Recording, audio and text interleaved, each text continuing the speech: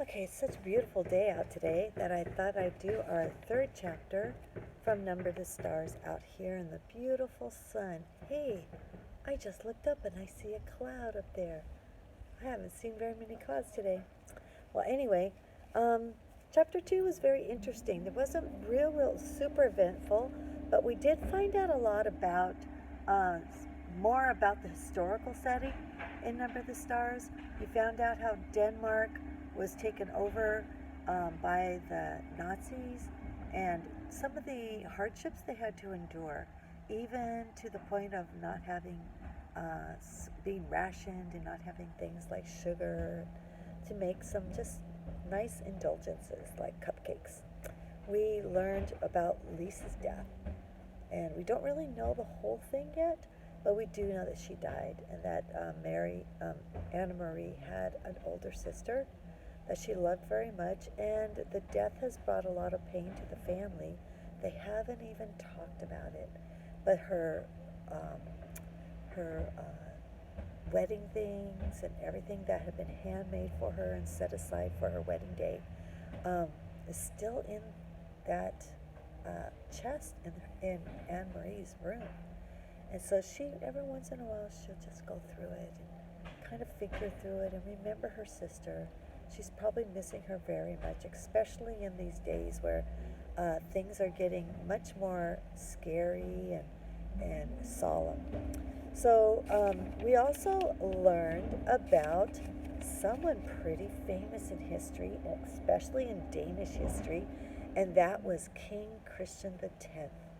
King Christian X was a good king, but he also chose, because his country was so small, he chose not to go to war.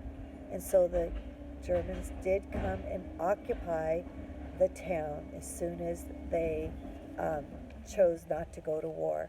And we learned that there are many other countries that also got occupied by the Nazis at that time. Um, we know that some fought against them and some did not. And so the map that I sent for a writing activity was an optional one, but it kind of gives you the outline of some of the countries that are the small countries that are all around there. And if you looked on the map, you could see where exactly Sweden is and where exactly Denmark is and all that, and kind of give you a geographical understanding of where this story is taking place. Well, King Christian was definitely a good Christian, was definitely a good man, and he loved his people, and the people loved him. I have a great story at school. I think I will have to go up to school later on this week and get it so that I can read it to you, and it's specifically about King Christian. Well, today we're going to do chapter 3. Where is Mrs. Hirsch? Where is she? Okay, so I'm going to begin reading now. The days of September passed, one after the other, much the same. Anne Marie and Ellen walked to school together and home again, always now taking a longer way, avoiding the tall soldier and his partner. Kirsty dawdled just behind them or scampered ahead, never out of their sight. The two mothers still had their coffee together in the afternoon. They began to knit mittens as the days grew slightly shorter and the first leaves began to fall from the trees, because another winter was soon to come.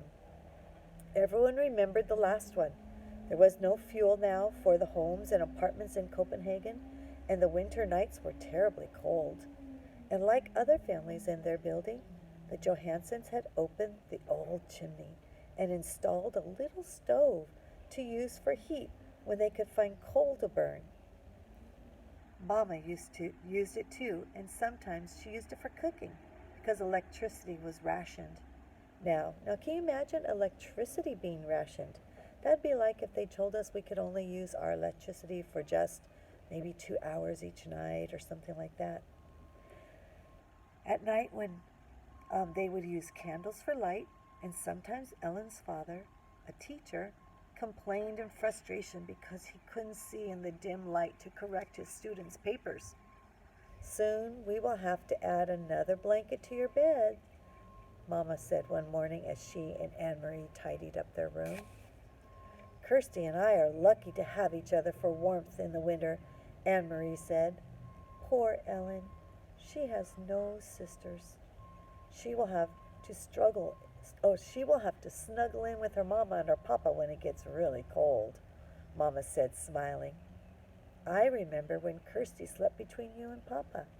She was supposed to stay in her crib, but in the middle of the night she would climb out and get in bed with you, Anne Marie said, smoothing the pillows on her bed. And then she hesitated, and she glanced at her mother, fearful that she had said something wrong, the thing that would bring that pained look to her mother's face. The days when little Kirsty slept in Mama and Papa's room were also the days when Lise and Anne Marie shared this bed. But Mama was laughing quietly. Oh, I remember too, she said. Sometimes she would even wet the bed in the middle of the night.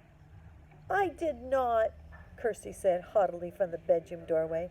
I never did that. Mama, still laughing, knelt and kissed Kirsty on the cheek. Time to leave for school, girls, she said. She began to button Kirsty's jacket. Oh, dear, she said suddenly. Look, this button is broken right in half. Anne Marie, take Kirsty with you after school to the little shop where Mrs. Hirsch sells thread and buttons. See if you can buy just one to match the others on her jacket. I'll give you some kroner. It shouldn't cost very much. Now, kroner was a type of money. But after school, when the girls stopped at the shop, which had been there as long as Anne Marie could ever remember, they found it closed. There was a new padlock on the door and a sign. But the sign was in German. They couldn't read the words. I wonder if Mrs. Hirsch is sick, Anne Marie said as they walked away. I saw her Saturday, Ellen said. She was with her husband and her sons, and they all looked just fine. Well, or at least the parents looked just fine. The son always looks a horror, she giggled. Anne Marie made a face. The Hirsch family lived in the neighborhood, and so they had seen the boy Samuel often. He was a tall teenager with thick glasses, stooped shoulders, and unruly hair. He rode his bicycle to school, leaning forward and squinting, crinkling up his nose to nudge his glasses into place. His bicycle had wooden wheels, now that rubber tires weren't available, and it creaked and clattered on the street.